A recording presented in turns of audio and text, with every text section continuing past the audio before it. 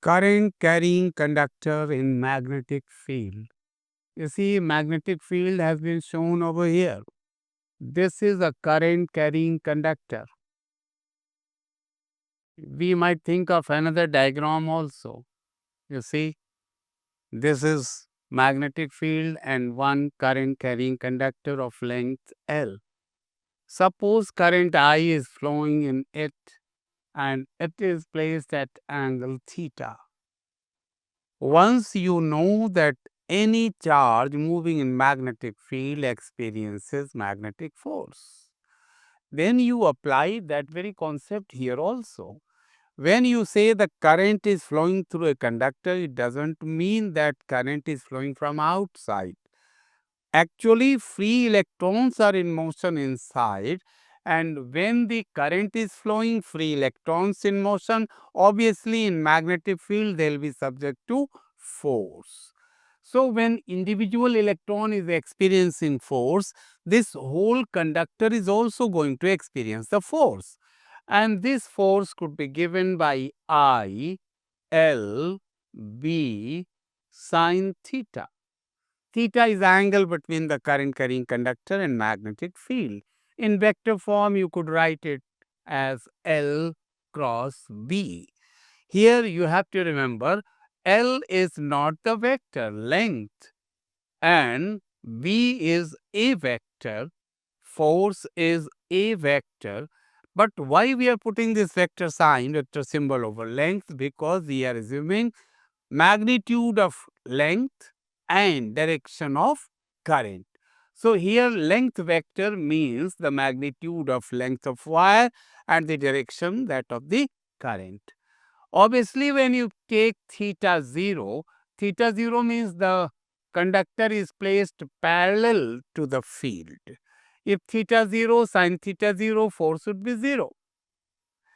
If theta is 90 degree, force is going to be maximum. That will be given by IBL as written over here.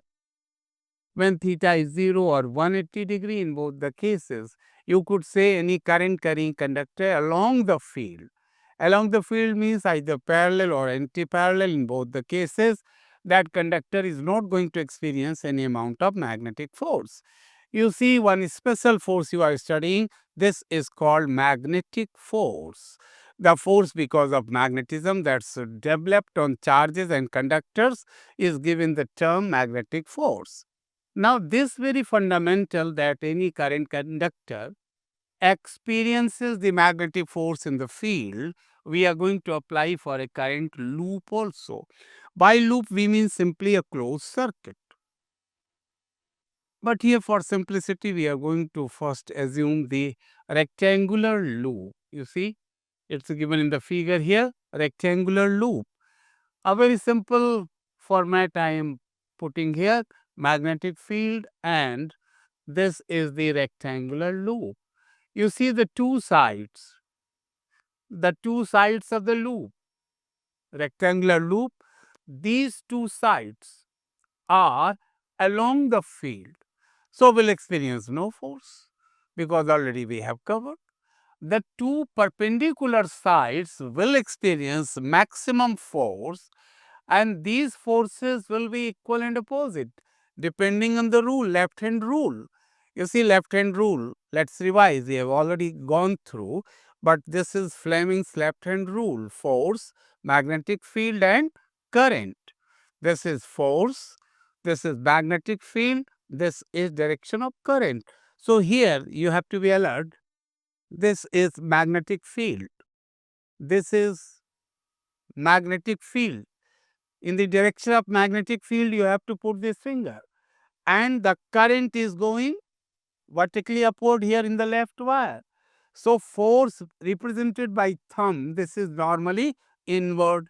And when we will try to find out the force on this right side, this is obviously to be normally outward.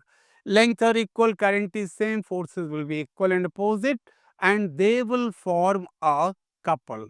The moment of the couple is going to be given by force into perpendicular distance.